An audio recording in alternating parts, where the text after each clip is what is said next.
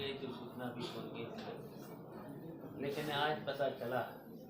अभी तक डीएम ने कोई सूचना दी नहीं, जबकि हमने पत्र डीएम को भी दिया था और जेल अधीक्षक को भी दिया था।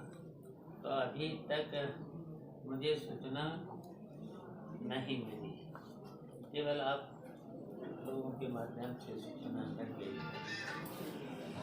तो चलिए, अब वहाँ नहीं तो सुल्तानपुर चले जाएंगे, वहाँ मिलाई कराएंगे। मिलाई तो करनी है, लेकिन भारतीय जनता पार्टी के सरकार का ये देखे,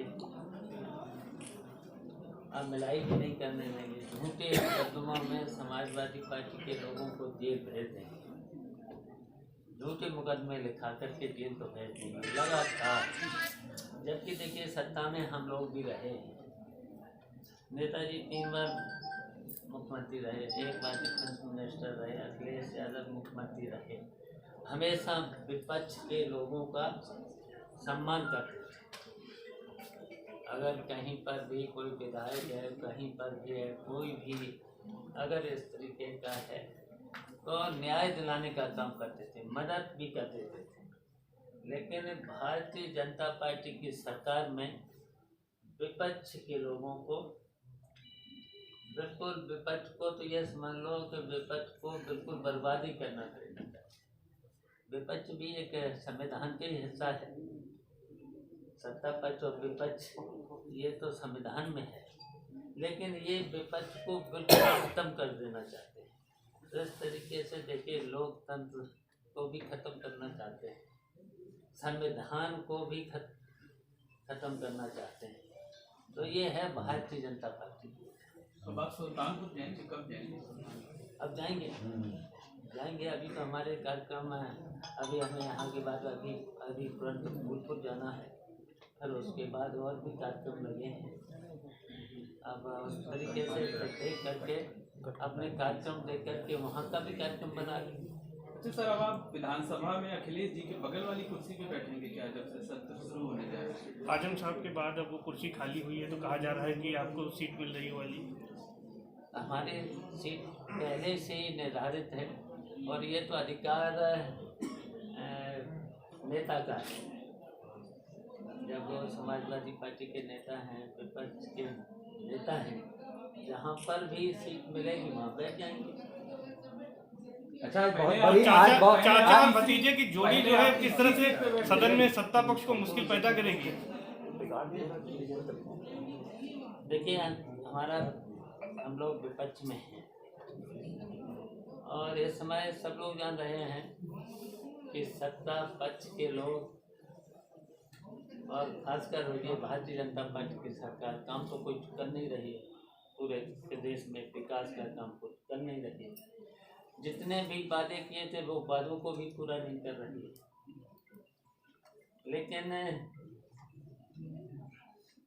केवल आप देख ही रहे हो कि विपक्ष के लोगों को झूठे मुकदमे लगा करके किसी को बर्बाद कर देना चाहते हैं, किसी को बिल्कुल, यही तो काम है उनका। तो जहाँ जहाँ जिस तरीके का पीड़न हो रहा है, तो पीड़न को अब हम लोग बर्दाश्त नहीं करेंगे, इस तरीके से बर्बाद नहीं करेंगे। किस तरह की चुनौती देंगे बीजेपी को? देखिए, हम लोग अब हाउस में भी विरोध तो करना ही है, जम के विरोध करना ही है। बजट सत्र भी शुरू हो रहा है, बजट सत्र भी हो रहा है। अब इनको चलाना चाहिए विधानसभा पूरे, जितना भी है कम से कम 45 दिन तो चलाने चाहिए। 45 दिन चलाना चाहिए तो जनता की और प्रदेश की जितनी समस्याएं हैं तो वह हम लोग उठाएंगे। अच्छा, आपके आगे बैठने से विपक्ष सदन में ज्यादा मजबूत होगा, विपक्षी विधायक क्यों? अब जहाँ पर भी विपक्ष तो मजबूत है ही, समाजवादी पार्टी के है ही सबसे बड़े दल के लोग, तो उसकी चिंता आप लोगों को क्या, कहीं पर भी बैठेंगे तो अच्छा, तो करना है। आज बहुत भव्य मूर्ति लग रही लक्ष्मण जी की लखनऊ में, आप लग चुकी है उसका उधर मूर्तियों पे और नाम पे तो काफी काम करे। अब लखनऊ का नाम भी कुछ नया नाम मिलने वाला है। देखिए, मूर्ति लक्ष्मण जी की, भगवान राम को हम लोग मानने वाले तो हैं, कृष्ण को मानने वाले हैं तो होना चाहिए कार्य। उनके आदर्शों पर भी चलें तब तो ठीक है। भगवान राम मर्यादा पुरुषोत्तम राम कभी झूठ नहीं बोलते। शिवपाल जी, स्वामी प्रसाद मौर्य ने नहीं बोलते, उसी का पालन करने भारतीय जनता पार्टी के लोग। तो नाम का भी मान रहे हैं, उनके आदर्श पे चल नहीं रहे हैं, अच्छा उनके बताइए, तो उस पे चल नहीं रहे हैं ना। अच्छा नाम बदलने से क्या होता है? अगर मान लीजिए आपका नाम बदल दें, तभी नाम तो पब्लिक तो नाम हो ही ले। किसी का भी नाम बदलने से क्या, काम करने से होगा। विकास करो, विकास करो। जहाँ पर आपने स्मार्ट सिटी बनाने का कितना बताओ, कहीं पर बना पाए? कह रहे हैं पुराने गौरव को वापस दिला रहे हैं। पुराने गौरव, ये प्रयागराज किया, गौरव वापस आ रहा है इसमें। सरकार की तरफ से सरकार की तरफ से कहा जाए, पुराने गौरव को वापस करा रहे हैं। गुलामी का जो प्रतीक है उससे मुक्ति दिला रहे ये प्रयागराज किया, अब लक्ष्मण वहाँ पे नाम होगा। पहले विकास कर लो, पहले विकास करो, बेरोजगारी खत्म कर लो, भ्रष्टाचार खत्म कर लो। भ्रष्टाचार कितना बढ़ा है सरकार, आप लोग हमसे ज़्यादा जानते होंगे कितना भ्रष्टाचार है। उनके आदर्शों पर चल लो ना, भगवान राम के, लक्ष्मण के, इनके आदर्शों पर चलो, तब तो हम मान लें।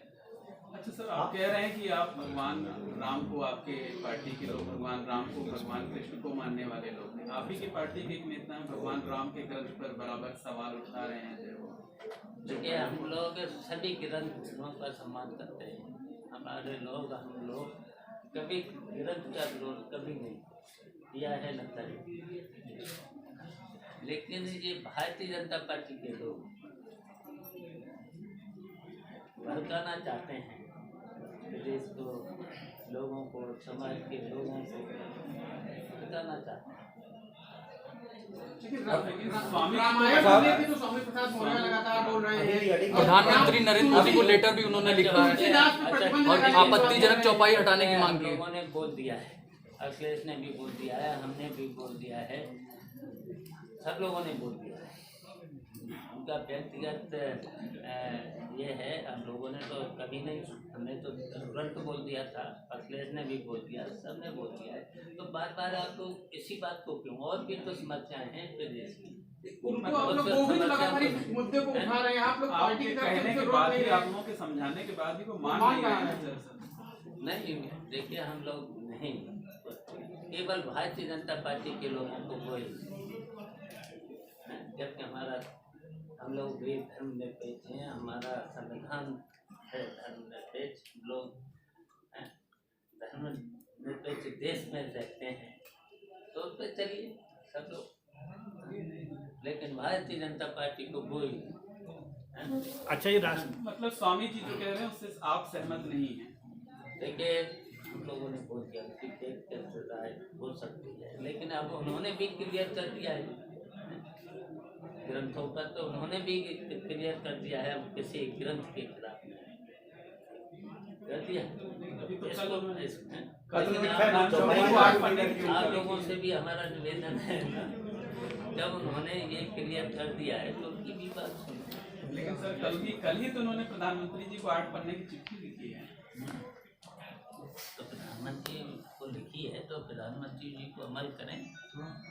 अरे आपने भी पढ़ा होगा, उन्होंने जो विषय उठाया है, तो क्या लगता है, जो आपके हिसाब से आपने भी पढ़ा होगा, जैसे उनकी निजी राय है, नहीं पढ़ा, पढ़ लेंगे, आप बता रहे तो पढ़ लेंगे। जो विषय उन्होंने उठाया है उस पे आपकी क्या राय है? अच्छा, उनकी वो निजी राय है, आपकी भी कोई राय है? मैंने बता तो दिया है, हम किसी ग्रंथ के खिलाफ नहीं, हम भगवान राम को मानने वाले, कृष्ण को मानने वाले, उनके आदर्शों पर चलने वाले लोग हैं। लेकिन भारतीय जनता पार्टी से भी हमारा निवेदन है, भगवान राम के आदर्शों पर चले, झूठ न बोले। ये बताइए, ये राष्ट्रीय महासचिव की जिम्मेदारी मिलने के बाद जो आपके सामने सबसे बड़ा चुनाव आएगा, नगर निगम के बाद फिर लोकसभा लड़ेंगे, तो क्या तैयारी, क्या रणनीति रहेगी? देखिए, हम संगठन के आदमी तो रहे, पहले भी संगठन में काम किया है, लेकिन अब हमारा संगठन को मजबूत करके बस सत्ता को लाना है। मेरा एक ही मंशा है, संगठन को मजबूत करके सत्ता को लाना है।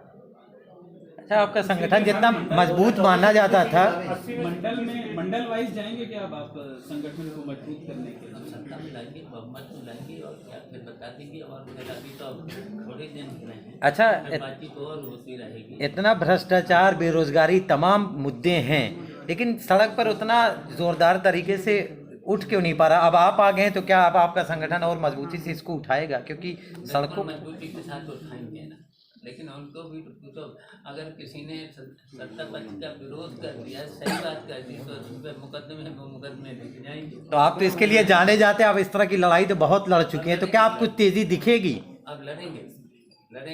मैंने कहा कि कहीं पर भी अगर समाजवादी पार्टी के लोगों का उत्पीड़न होगा तो उसे अब बर्दाश्त नहीं करेंगे। क्योंकि यहाँ भी अभी कुशवाहा एक है, उन पर भी मुकदमा हुआ है 2 दिन पहले।